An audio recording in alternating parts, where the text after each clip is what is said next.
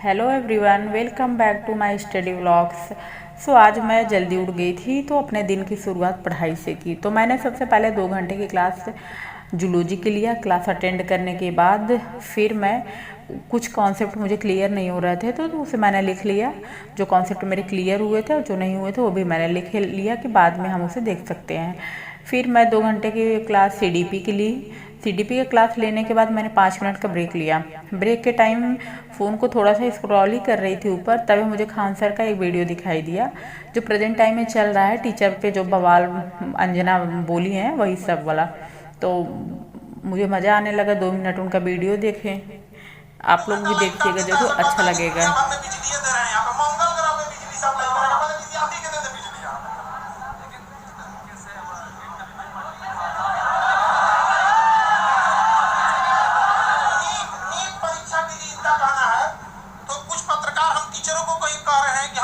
पता नहीं क्या बुद्धि वगैरह का, उनका कहना है कि हम लोग के पास इतना बुद्धि नहीं है। अजीब हाल है।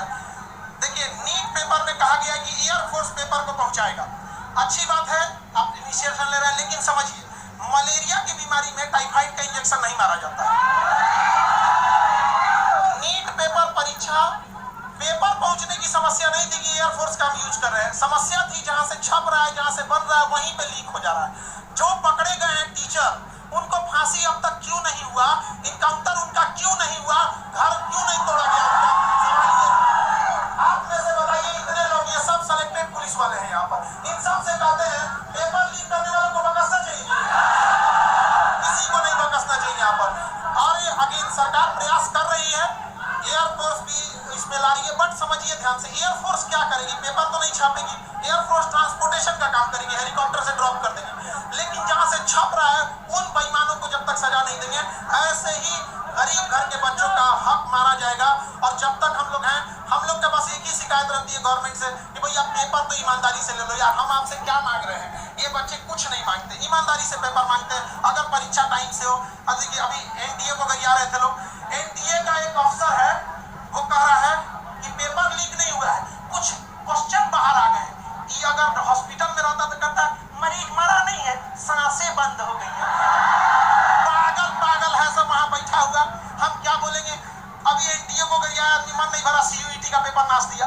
बताइए बच्चे के मनोबल पर कितना बुरा असर पड़ेगा। हम लोग परेशान हो जाते हैं। और पत्रकार में कुछ लोग कहते हैं कि हम लोग शिक्षक लोग को कुछ आता नहीं, पढ़ा पढ़ा के पसीना से कपड़ा भीग जाता है। यहाँ पे जितना पसीना ये लोग बहाते हैं, उतना साथ में हम लोग भी बहाते हैं।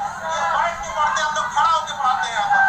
लेकिन अगर कोई पेपर लीक कर देता है ना, बताइए कैसे बर्दाश्त? ये एसी में रहने वाले को नहीं पता चलेगा कि इन बच्चों का पूरा चेहरा देखिए, पढ़ते पढ़ते भीग जाते हैं पसीना से, लेकिन कोई सुनने वाला इनका नहीं।